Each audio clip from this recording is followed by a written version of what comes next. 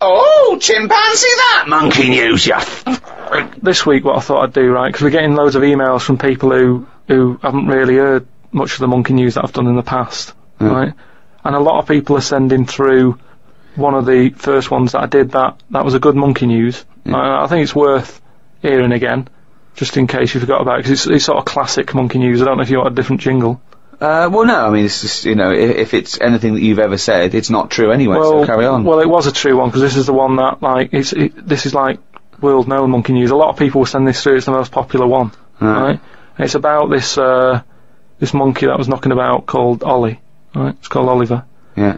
And it was in this zoo, and it was the only monkey in there, right? So this is the one they think was the missing link. It was half human, half ape. That programme on television, because it had bald. It looked like you, which doesn't mean it's half anything. It might have been that one. What happened is it was in the zoo and stuff, and it was getting a bit lonely because, like, it was sharing its sort of time with, say, an elephant and a giraffe and No, that. it doesn't happen. And they didn't really No, get on that well. wait. Why, they do No, not well, let me put, just tell you. They do not put chimpanzees in with... No, well, it's not true. Why would he share his time with an elephant and a giraffe? Gervais, it was some kind of flat share. They put an advert in the student union. Yeah, we've got 2 rooms to let. African mammal wanted, not anyway, specific. A mammoth and what I'm saying is, there was other elephants for elephants to knock about with and that. The monkey, it was the only one there. So what happened is, the zookeeper felt a bit sorry for him. Right.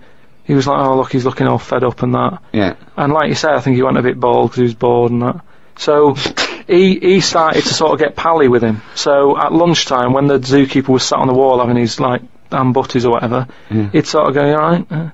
And it used to come over closer and closer, right? Yeah. Anyway, within a month, he was sat on the wall having his lunch with him, right? And... What's your wall?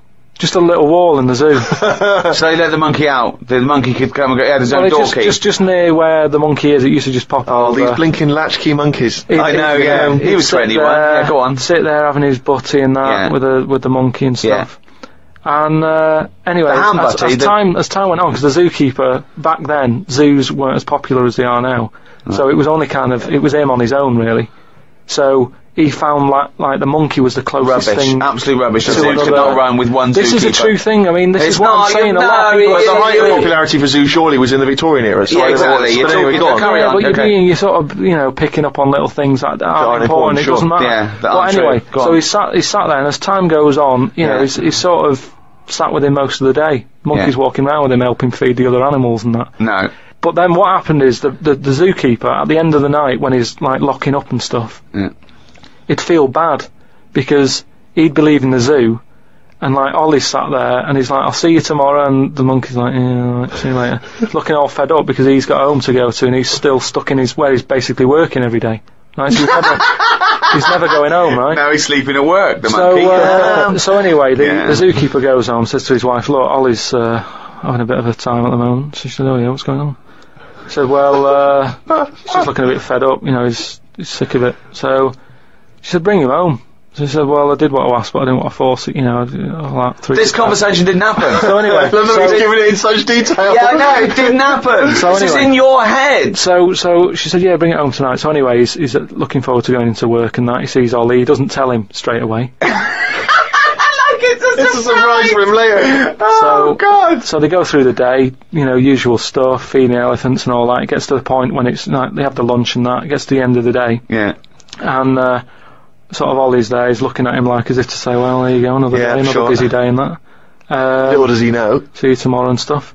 Anyway, he's like, get your coat. He's like, what? Coat? What do you mean, get your coat? Whatever the equivalent is, right? Whatever you say to a monkey, it was kind of like, you know, you're coming with me sort of thing. Yeah. Right. So he's going, oh, brilliant. Anyway, no, he's not! So what do you mean he's going brilliant? He takes it home, so he gets his hat and coat. And he can't believe his luck, right? He goes back to the zookeeper's house. Everything's going well for about a week and a half. Right. Has he got his own room? He still goes, like, to work and stuff. To the zoo, yeah. To the zoo. He doesn't work there! And then he comes back with the zookeeper. But anyway, what ended up happening is, so anyway, he's back at the house, and it's going well for about a week and a half. Treating him really well. He's sat there, you know, he's having a brandy at night before he goes to bed. The zookeeper noticed that when he took it back to work, it was kind of getting flashbacks of not having a good time in the zoo, right? So he was like, this isn't helping him out. He's happy when he's at home with the brandy and the fags and that, When he comes back here, he's starting to look a bit fed up.